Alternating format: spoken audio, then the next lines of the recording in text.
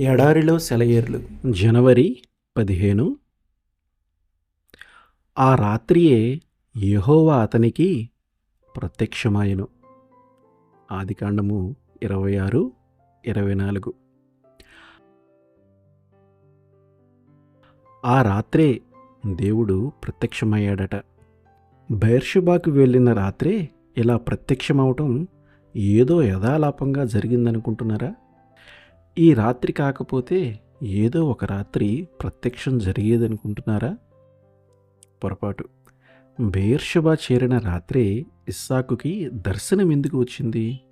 ఎందుకంటే విశ్రాంతి పొందింది ఇస్సాకు ఆ రాత్రే.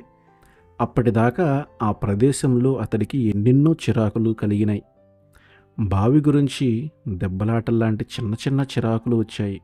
చిన్న చిన్న విషయాల గురించి పోట్లాటలంత చిరాకు మరేదీ లేదు. ముఖ్యంగా ఇలాంటివి ఒక దాని వెంట ఒకటి పోగవుతూ ఉంటే అది మరీ చిరాకు. ఇస్సాకుకి ఇది అనుభవంలోకి వచ్చింది. పోట్లాట తీరకపోయినా ఇక ఆ ప్రదేశంలో ఉండటానికి మనసొప్పదు.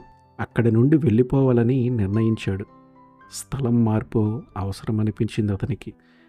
తనకి తలనొప్పి కలిగించే కజ్జాలు తలెత్తిన చోట నుండి దూరంగా వెళ్ళిపోయి తన గుడారాన్ని వేసుకున్నాడు.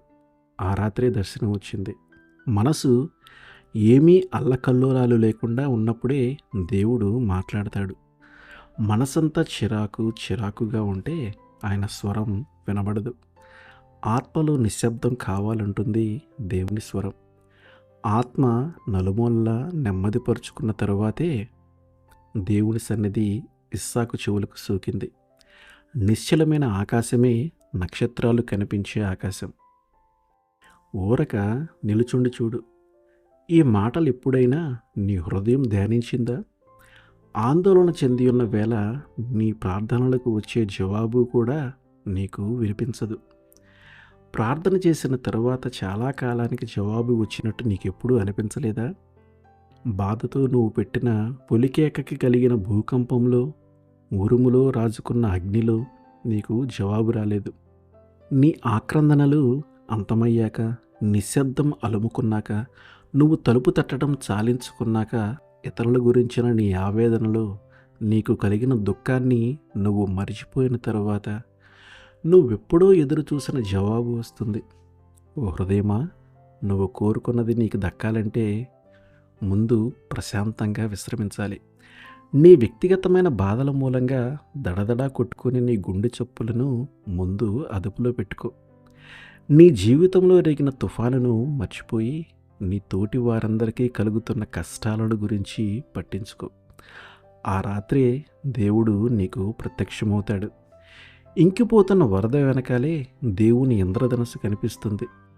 నిశ్చలతలో నిత్య సంగీతం నువ్వు వింటావు. ఒంటరి బాటలో ఒక్కడవే సాగిపో. చింతలు లేని నీ అంతరంగం ఇంతకు ముందెన్నడూ వినని వింతగొలిపే అందమైన దైవ రహస్యాలు వింటుంది. అల్లరి మోక విరుచుకుపడుతుంది. అన్ని విషయాల కోసం ప్రాకులాడుతుంది. అన్వేషించు. వినిర్మల సంగీతం వినిపించే మరో లోకపు ధన్యతా స్వరాలను. దుమ్ము నిండిన దారి నీకొద్దు. తెల్లవారుజామున తలతల మెరిసే సముద్రోపరితలంలాగా మచ్చలేని ఆత్మను నవోన్మేషంగా ఉంచుకో. ఆమెన్.